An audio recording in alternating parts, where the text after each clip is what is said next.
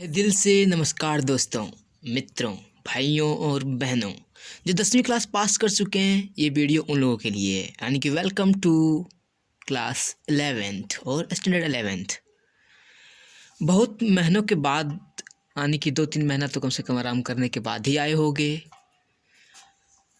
सो चलिए मैं आपको क्लास 11 के concept of physics, that means Bharat का सबसे अच्छा किताब, फिजिक्स का सबसे अच्छा किताब माने जाने वाला से आपको मैं पढ़ाने जा रहा हूँ। यानी कि वो कंसेप्ट ऑफ फिजिक्स ही है, जिसको एस.सी. वर्मा के नाम से भी जाना जाता है।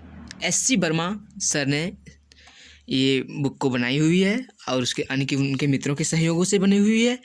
चलिए अब आप लोग भी सहयोग कर दीजिए। जो हमारी वीडियो को देख रहे हैं वो लाइक करें, सब्सक्राइब करें और शेयर करें।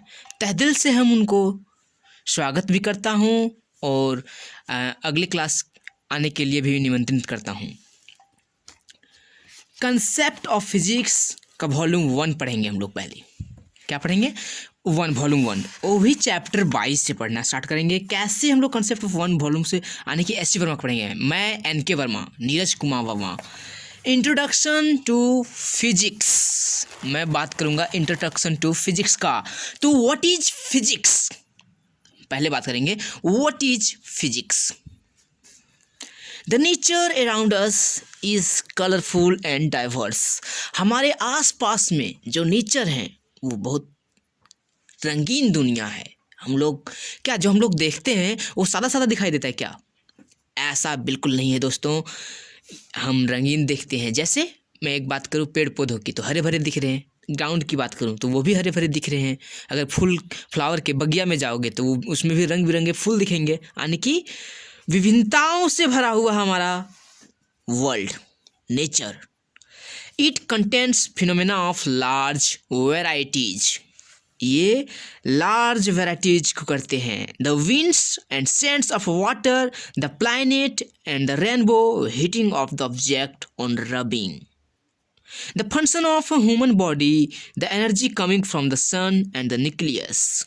एनर्जी हम लोग कहाँ से प्राप्त करते हैं? The sun and the nucleus. why we obtain energy from the suns? Because unlimited source of energy कहा जाता है सन को। सन give us also vitamin D. There are large number of object or event taking place around us. अगर मैं अपनी चारों ओर की बात करूं, अपने वातावरण की चारों ओर की बात करूं, तो ये लार्ज नंबर ऑफ वेरियस, बहुत ज़्यादा अलग अलग इवेंट्स, अलग अलग प्रक्रिया होते हैं। What do you mean by the term physics, or how can we define the term physics? That means physics is the study of nature and its law. It will be the suitable definitions which will given by H.C. Verma sir. We accept that all these different events in nature take place according to some basic law and revealing these examples. The orbiting of moon around the earth.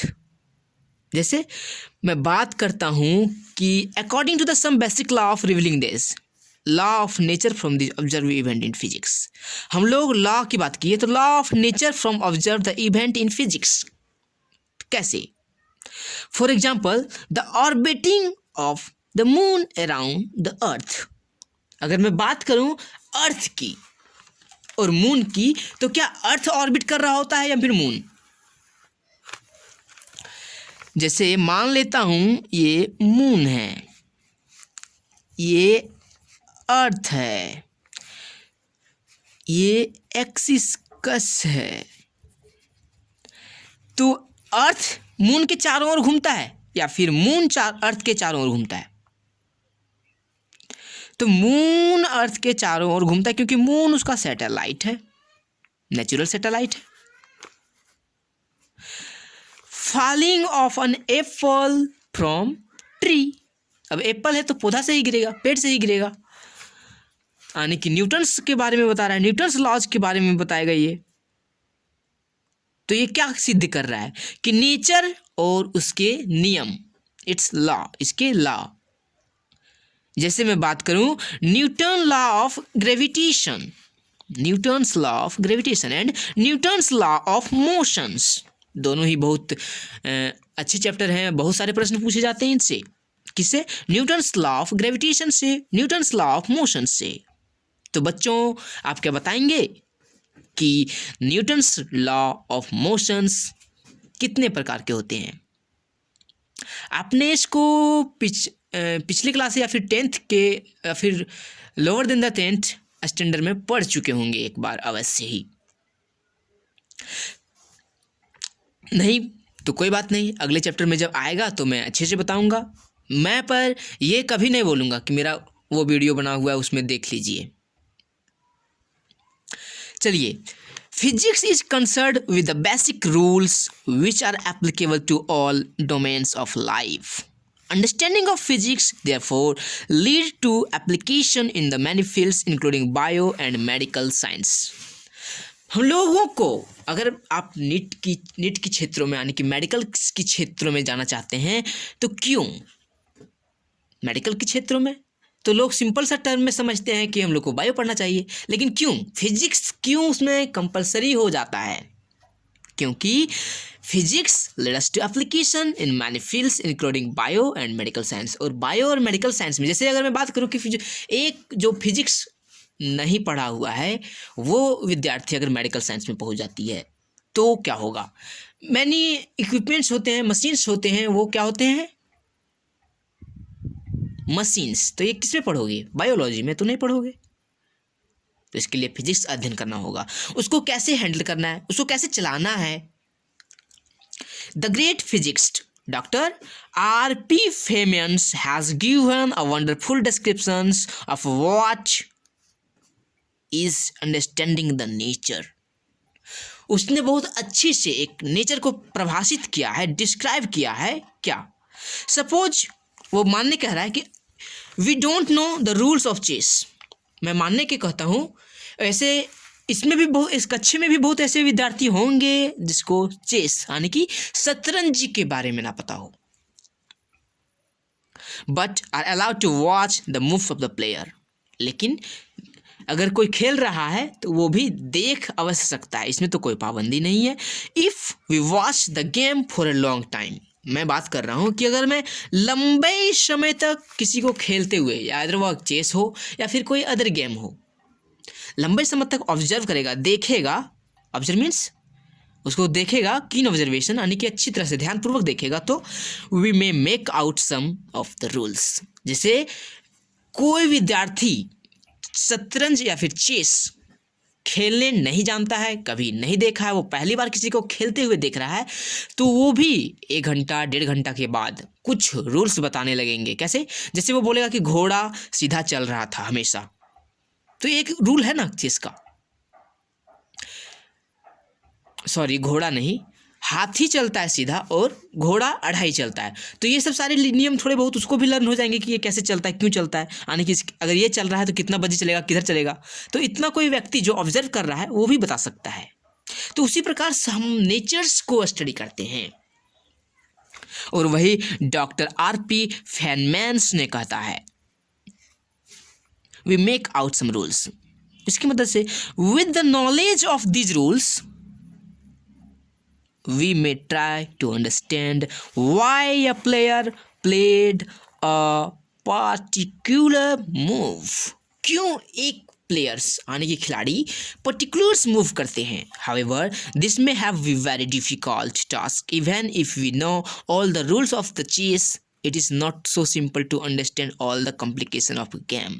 अगर मैं बात करूं कि एक players सारे नियमों को जानते हैं, फिर भी वो आसान नहीं होगा कि गेम को जीत जाए। In a given situation predict the correct move knowing the basic rules is however the minimum requirement if any progress is to be made। अगर कोई प्रोग्रेस मेड करनी हो तो one may guess at wrong rule by particularly watching the game. कुछ लोग ऐसे भी होंगे जो ऑब्जर्व करेंगे लेकिन सही नियम को नहीं बता पाएंगे। जैसे मैंने उस वक्त गलती किया था, घोड़े सीधे चलते हैं, मैं गलती किया था ना, तो मैंने ऑब्जर्व किया और गलती बता दिया। इसके लिए सॉरी, द एक्सपीरियंस्ड प्लेयर में make use of rule for first time and observer of game में गेट सरप्राइज्ड। जो बार बार खेले हुए हैं, जो खिलाड़ी हैं, शतरंज के खिलाड़ी हैं, वो तो पारंगत हासिल किए हुए हैं, परंतु जो देख के सीखा था वो तो उस गेम के नियम को, अलग दूसरा नियम अगर आ जाता है कभी तो आश्चर्य हो जाएगा। Because of the new move some rules guessed it may be proof be wrong and observer will be frame new rules. और ऑब्जर्वर को लगेगा कि वह फिर से कोई नया रूल्स ले आया। Physics goes the same way the nature around us. जैसे नेचर हमारे चारों ओर is like a big chess game played by the nature. और यह एक क्या है?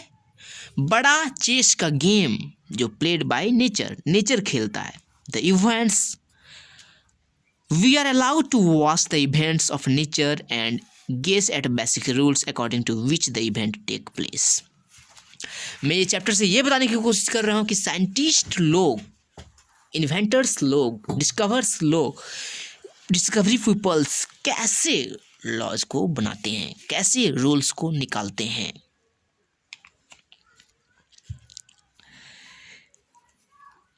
We may come across the new event which do not follow the rule guessed earlier। और जो कुछ ऐसे भी साइंटिस्ट, इसीलिए हम लोग जो साइंटिस्ट के फेलियर्स के बारे में पढ़ते हैं, तो कुछ साइंटिस्ट ऐसे भी हैं जो उसको उस वक्त उस समय जो अच्छा लगा वो उसने, यानी कि जो उसको प्राप्त हुआ उसने, वो अच्छा लगने की बात नहीं है, जो उसको प्राप्त हुआ उसने वो लिखता है। उसके बाद कोई दूसरे साइंटिस्ट आते हैं, वो कह देता है ये गलत है, साबित करता है, प्रूफ कर देता है, देन वो गलत हो गया। और यही तो नेचर है, यही तो मैं बात कर रहा था चेस का। डॉक्टर फेनिमन्स कोई, क्योंकि एक ग्रेट फिजिक्स्ट हैं, तो उसने छोटी मोटी बात तो कही नहीं होगी। We may have to declare the old rules inapplicables और wrong and discover new rules. और हम लोग न्यू रूल्स को प्राप्त करेंगे। Since physics is the study of nature, मैं पहले भी बताया हूँ कि फिजिक्स क्या है, what is the definition of physics. Physics is the study of nature and its law. It is real. ये क्या है? नेचर क्या है? काल्पनिक है क्या? नहीं ना, क्योंकि वो रियल है। No one has been given the authority to frame the rules of physics. Authority ने किसी को ये रूल्स बनाने की, नियम बनाने की पावर या फिर नहीं दे रखी है। We only discover the rules that are operating in nature. और हम लोग नेचर में जो, प्रकृति में जो रूल्स आने की जो हो रहे हैं उसको रूल्स बनाते हैं। आर्यभट्टा का नाम तो सुना होगा, हु डिस्कवर जीरो। तो Aryabhata discover zero. Newton, Einsteins, Feynmans are available at that time. Great physics because they form the observation available at that time. ये सब क्या है? न्यूटन्स के बारे में कौन नहीं जानता बाबू? हाथ खड़ा करो। नहीं जानता तो कोई बात नहीं, आगे इस कक्षा में अगर आप आए हुए हैं या फिर मेरे वीडियो को देख रहे हैं तो अवश्य जान लेंगे। आइंस्टीन, इसके बारे में भी जानेंगे। They could guess and frame the law of physics which explain this observation in a conventions way. But there can be a new phenomenon and if the rules discovered by great scientists are not able to explain this phenomenon, no one will hesitate to change these rules। आने की अगर कोई दूसरे scientist अच्छे rules को खोज लेते हैं जो सटीक लगता हो, देन वो रूल्स फॉलो होगा और पहले वाला चेंज हो जाएगा। एक टॉपिक कंप्लीट हो गई। हम अगले दिन फिजिक्स और मैथमेटिक्स की